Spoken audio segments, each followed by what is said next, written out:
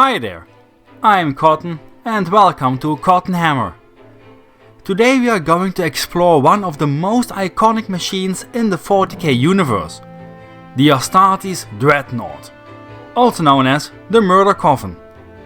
We are gonna take a look at the history and all the known variants. And you, as the viewer, don't even have to die to see the inside of one. I mean, it's optional, don't let me tell you what to do. So without further faffing about, let's find out how dead you gotta be to be put inside a Dreadnought.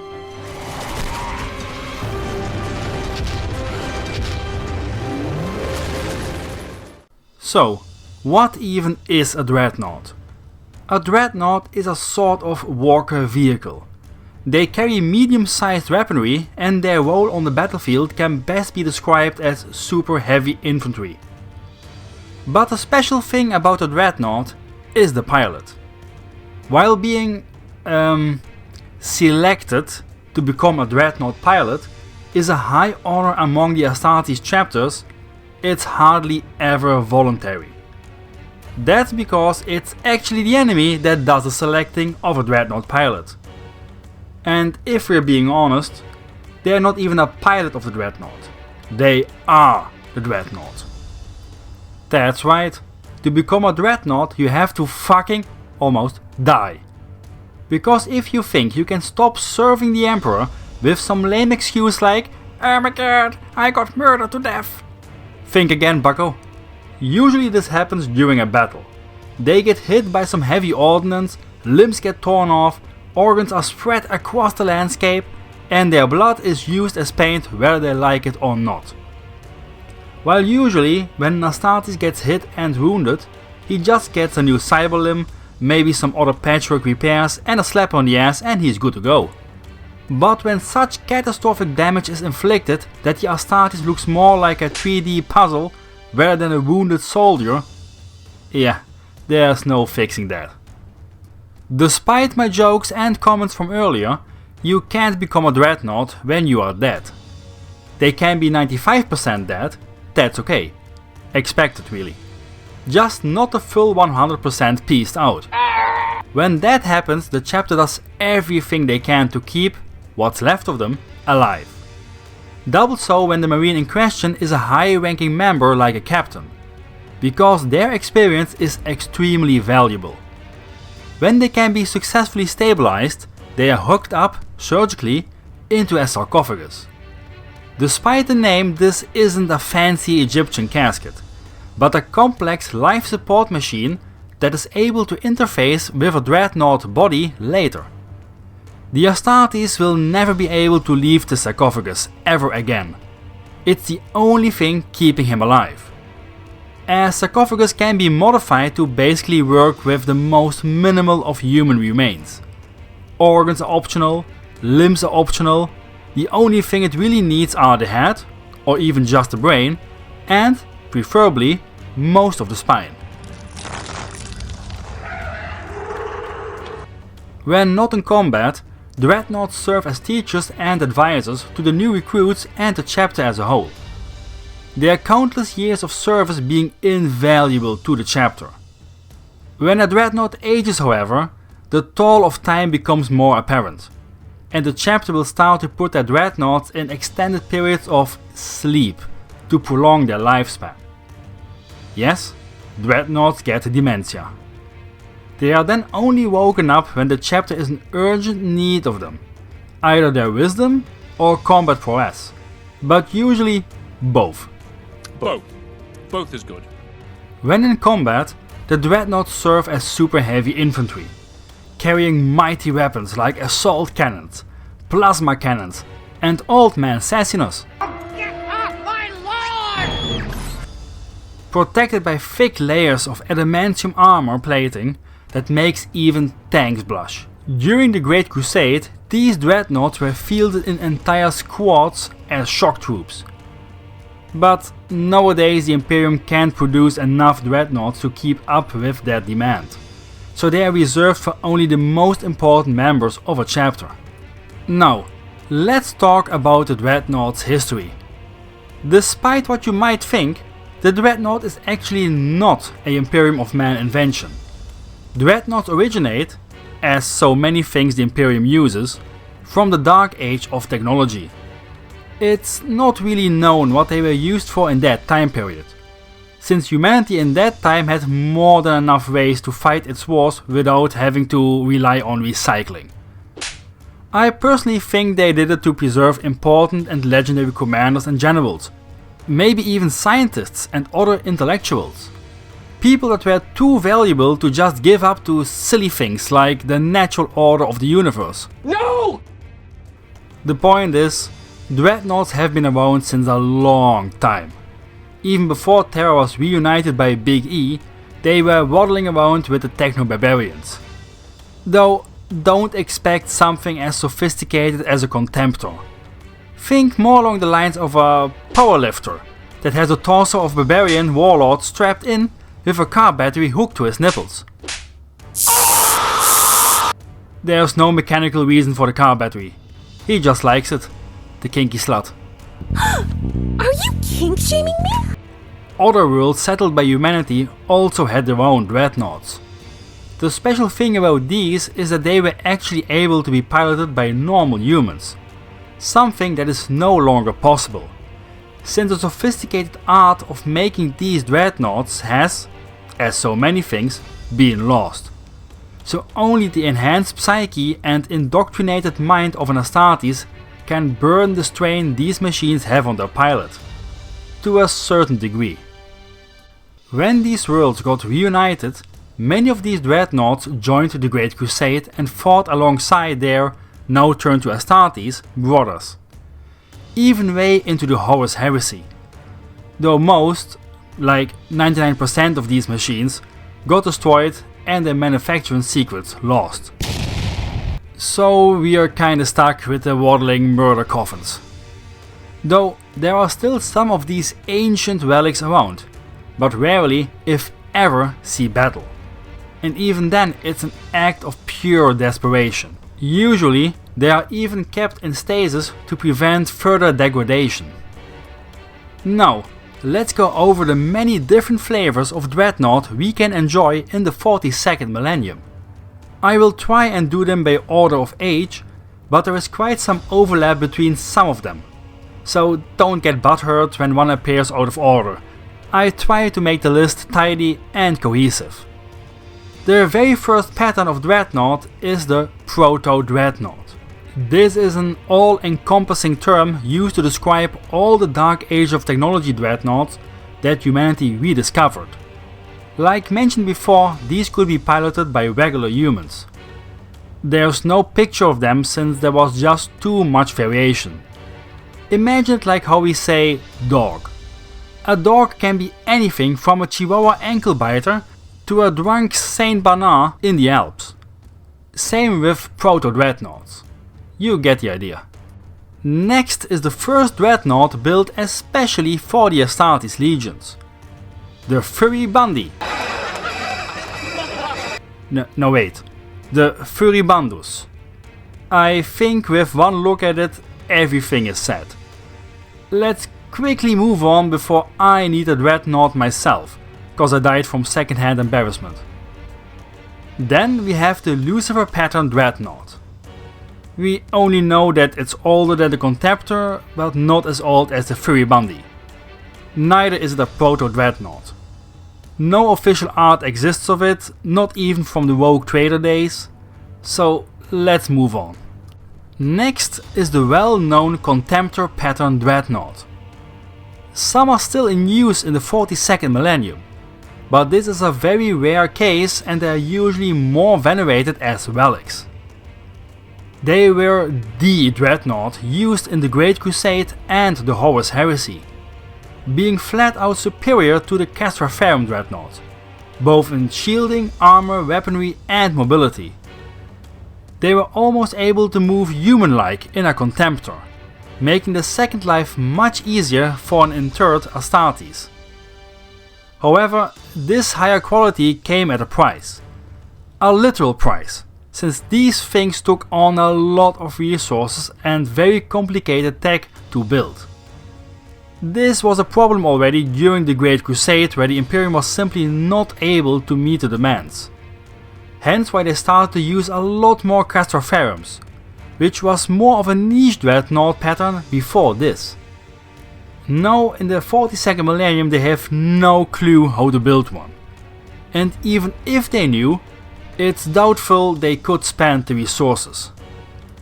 Following the Contemptor, we got its bigger brother, the Derideo Dreadnought.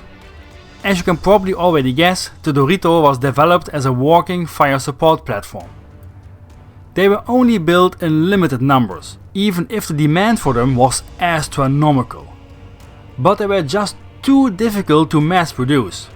Not only did they use a ton of the same components the Contemptor used, which was already difficult to produce, but then they were also fitted with extra weapon tracking systems, specialized weapons built just for them, and even more and heavier armor, making them extremely difficult to build and even riskier to lose or waste. Production was ceased together with the Contemptor, and most were destroyed during the Horus Heresy and the following scouring. Next one is the biggest of boys, the Leviathan Siege Dreadnought. This dreadnought was developed during the final days of the Great Crusade, so most of the action it saw was during the Horus Heresy. They are a big mix and match of both Imperium and Dark Age technology, both barely understood but still hooked together cause it makes the big booms, and that's good.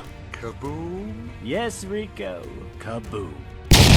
Using a atomantic arc reactor, which I mention specifically cause even if you have no clue what it does, that name sounds really impressive. This reactor allowed it to wield far heavier weapons and carry heavier shields and armor than even the Contemptor. As you can probably guess from the name, it was mainly used during sieges, to break through fortifications, where it would just waltz through enemy artillery and gun emplacements. The honey badger of dreadnoughts. Well, this all does sound really great until it became apparent that there is such a thing as too much power. And the Leviathans had so much power that it fried the pilot's brains. Those that didn't go completely insane while piloting one just died. To death. Again. Even the Golden Boys had their own dedicated dreadnought. While they also used Contemptors, the big boy everyone wanted to die for, pun intended, was the Telemon. Despite the name, the Telemon wasn't some demented Digimon addicted to telephones. Ring, ring, ring, ring, ring. NANI? But an absolutely massive dreadnought construct. There were barely a handful of these things around during the Great Crusade. Not only were they extremely difficult to produce, like everything the Golden Boys have, but it's said that the Emperor personally worked on every single one. If this means that he literally took a wrench and got to work, or that he just slapped the ass of one when it waddled out of the factory, is up for debate. Another factor that limited the Telemon dreadnoughts was that the Custodes only interred Custodes that were worthy enough. Like, think about this for a second.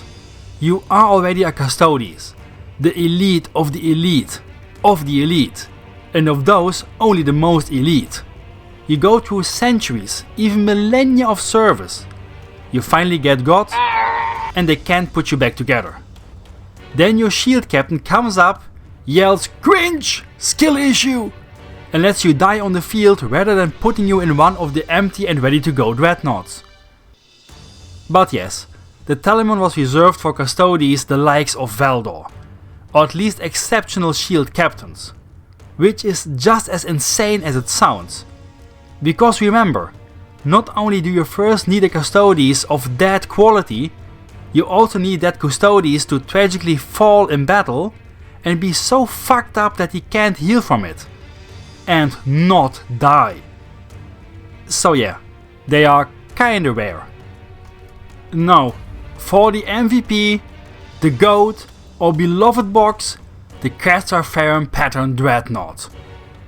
The name itself already tells you what you're gonna get, Castra Ferrum, which means as much as Iron Castle or Iron Fort. It's by far the most common dreadnought in the 42nd millennium, and was already one of the most numerous dreadnoughts during the Great Crusade and Horus Heresy, just after the Contemptor. The construction is far simpler and far more straightforward. It doesn't use as many exotic Dark Age parts as the Contemptor.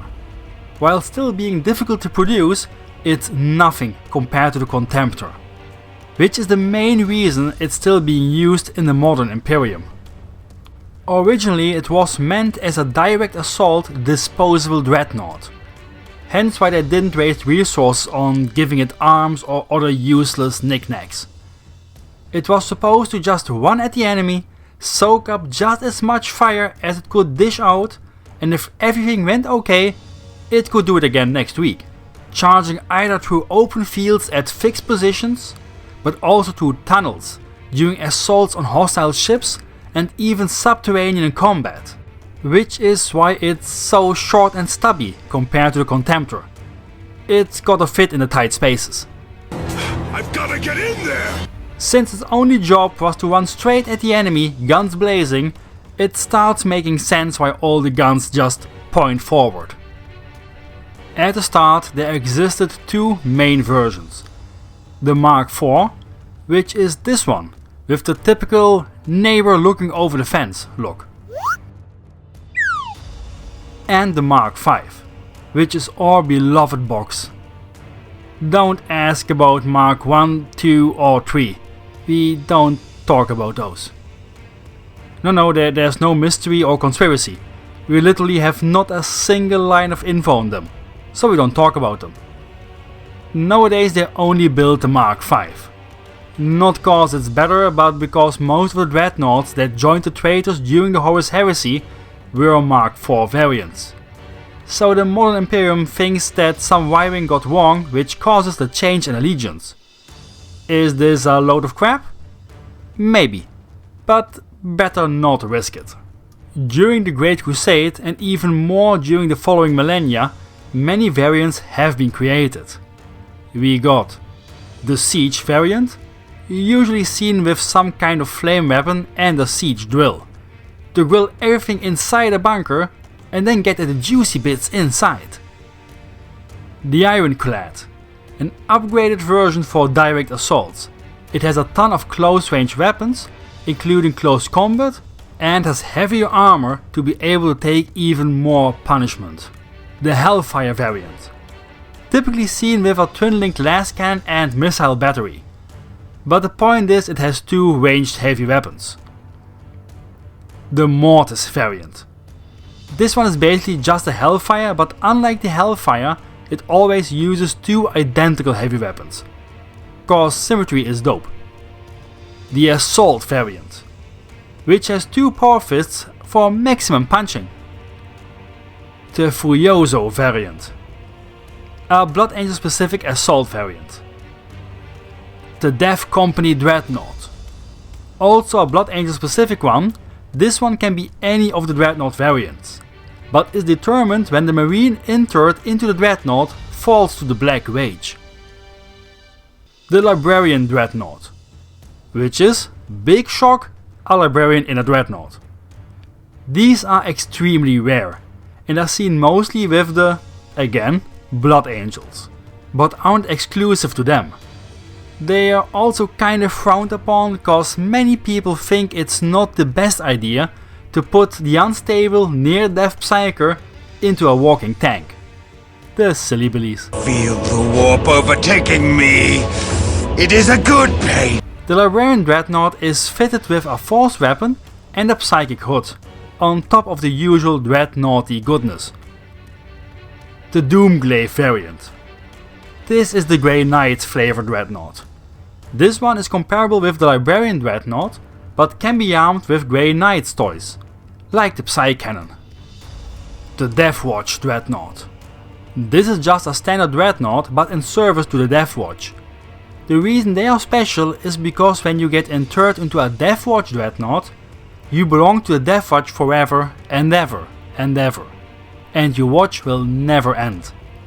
So instead of teaching the chapter history to recruits, they teach fresh Deathwatch just how much pressure you need to make an Eldar skull go pop. So yeah, not a special Dreadnought, but I still wanted to include it. And finally, the Space Wolves Dreadnought, which again is just a normal Castraferum Dreadnought, but with some Space Wolf exclusive weapons, like a Blizzard Shield, Hellfrost Cannons, Fenrisian Great Axe and Violent Body Odor. Big applause for the Space Furies that they managed to not fuck around with the name and rename it something like the Wolf Knot, or Dread Wolf, or the Wolf Wolf Wolf variant. Congratulations!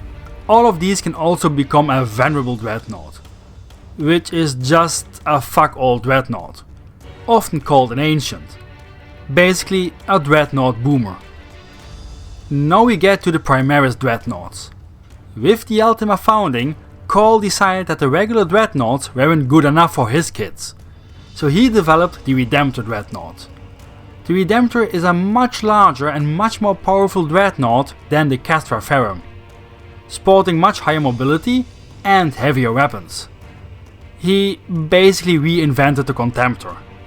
Though, just like with the Leviathan Dreadnought, this extreme power surging through the Dreadnought causes the pilots to burn out quickly. But at least they don't go fucking nuts anymore. Now they just get shocked to death. Like, actual death. It is even funnier the second time. But just like with the Castraferum, over time multiple variants have been developed. The first one is of course the namesake, the Redemptor Dreadnought, sporting one close combat arm and one heavy weapon, either an Onslaught Gatling cannon or a Plasma Macro Incinerator, plus some hull and top mounted secondary weapons. It's the most balanced of the Redemptor variants and the most widely used. The next one is the Brutalis variant, also known as the Rip and Tear variant. Much faster than its Furioso and Assault counterparts, also much angrier and takes everything personal. All its weapons are geared for close quarter combat, sporting hull mounted multi-meltas and two arms with clawed close combat power fists. Its reactor is so powerful that the Brutalis has been seen tearing the legs of a Chaos Knight. The pilots burn out faster than even with the regular Redemptor, but this is a price they are willing to pay easily.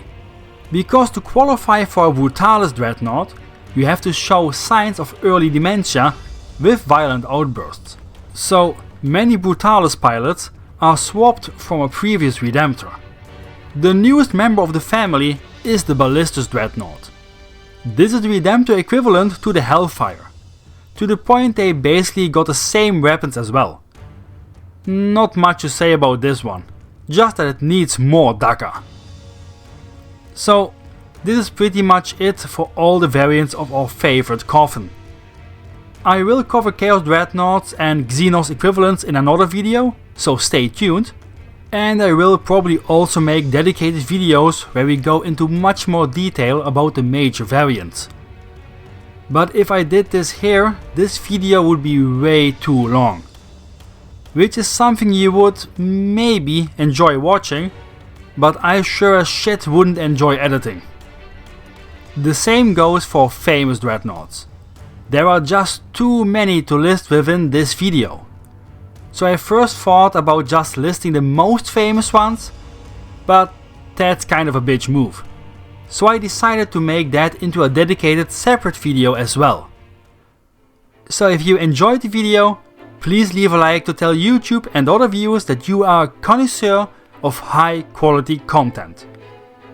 I hope you learned something new today. You should also subscribe so you don't miss the next videos on mysterious topics.